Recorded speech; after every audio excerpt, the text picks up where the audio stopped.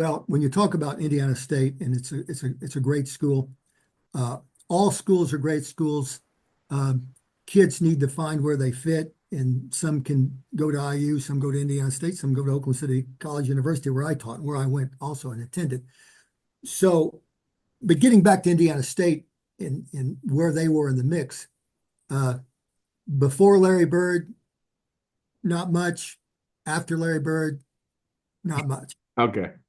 And uh, and I'm not saying that in a bad way because I love to watch basketball on any level. And so that's the beauty of basketball, isn't it? It doesn't matter who's playing. If people are working and they put time into it and they're playing well, you're going to enjoy it. You're going to enjoy watching that battle. But getting back to Larry, uh, Larry didn't even know if he was going to go to college. I think he wanted to. His mother certainly wanted him to, and Mark was the example that could be done. There's an interesting story there. I don't know if it's true or not, but I've heard a lot of different angles on it. That during Larry's junior year, maybe between junior and senior year, Mark went to his coach at Oakland City College and said, "Hey, I got a brother. He's pretty good. Do you think he needed a scholarship here?" Because that was a big deal for that family. And the coach said, "Is he good or is he great?" And Mark says, "Well, if Wow. he's good." He said, "We got good. We need great." So they missed the boat. So nobody was watching for Larry coaches until probably the end of Larry's junior year when Indiana State went to see Steve Land play. And Steve was getting offers from Indiana State and Ball State and Tulane. He actually had a good chance to go to Pitt later on. And he did play at IU for a while, Steve did. But anyway, Indiana State came to see uh, Steve Land and they saw Larry. And Larry was decent. And he was decent enough he could have played at Indiana State. But I don't think they went after him in a big way. So at some point in Larry's senior year, probably after Jasper, um, people started paying attention. That was mainly because of a sports writer in Jasper named Jerry Burge who started getting the word out about, hey, you got to see this guy play. Now we're kind of in the Evansville area as a metropolitan area, so they started catching Larry as well. But still, this is Indiana. There's a lot of players that are getting a lot more press than Larry was. But Bobby Knight got interested Mm. and he was close. And somebody said, you need to go. In fact, I think it was the only article about Larry in the Indianapolis paper that next game. Bobby Knight was down at Shoals, Indiana, which is a very small school in the hills, to see Larry play, and he liked what he saw. Between uh, Knight and his players and assistant coaches, I think they saw Larry play maybe 10 or 11 times that year. They wanted him.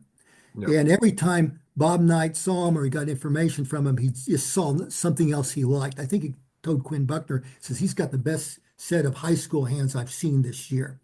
So, Coach Knight sees what he needs to see and he's going to go after it. Well, Larry didn't even know he was going to go to college. And this is a shy kid. And he's not, he's smart, but he's not hit the books very hard, I don't Sure. suspect. And so he's being looked at by them, and then Purdue gets interested in him, and Kentucky for a while. Uh, Everybody really, I think he got probably hits from over 100 schools. But Bobby Knight came after him hard.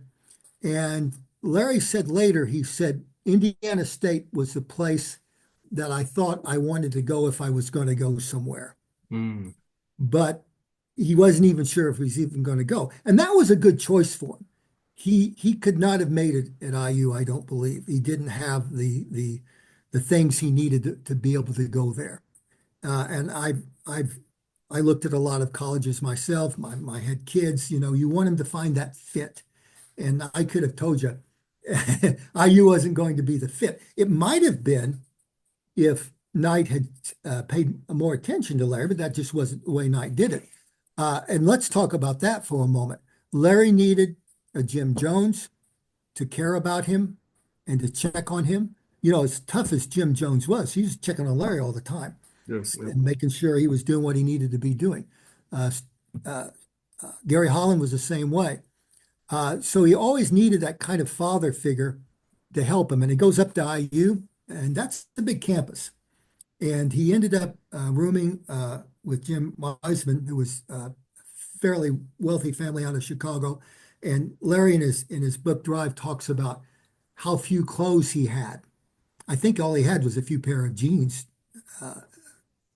to wear there. No dress clothes or anything like that. And coach wasn't there. Coach wasn't mean to him, just coach wasn't there. Yeah. Neither were any assistant coaches. So you're on your own. That's the way the system worked. Larry said later in a newspaper article I found, and I'm probably the only one that ever found this. Larry said my real reason for leaving was we didn't have any money. We didn't have a car. My family didn't have a car. Can you imagine? And we didn't have any money. My mom was working 2 and 3 jobs. My dad wasn't dependable. And I got a bill for a PE class that wasn't paid by my scholarship, and that was it.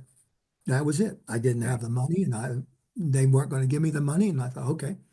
So he came home, and he wasn't going to college. He just came home.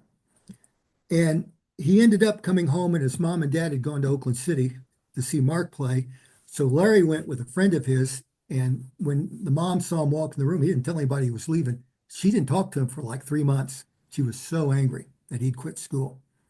Meanwhile, his uncle, this would be his mom's brother, uh, got him got with a coach at a little school in where Larry lived called Northwood Institute.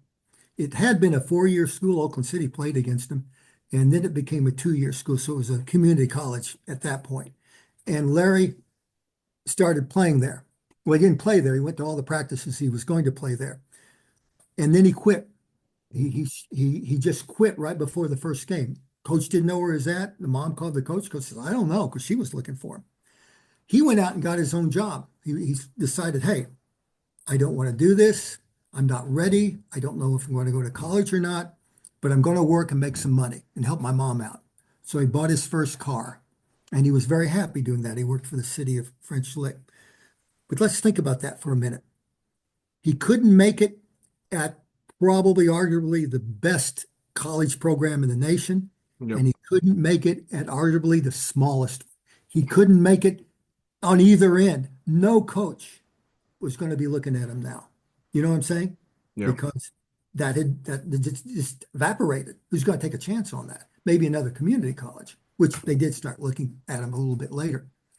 So he had quit, and he was really happy with what he was doing. And he says in his autobiography Drive, I finally made an adult decision, and I was going to stick with it. I knew in my gut I needed to do this. I needed to get away from all that and figure it out. And then his dad took his own life, and that just blew up his world. Hmm.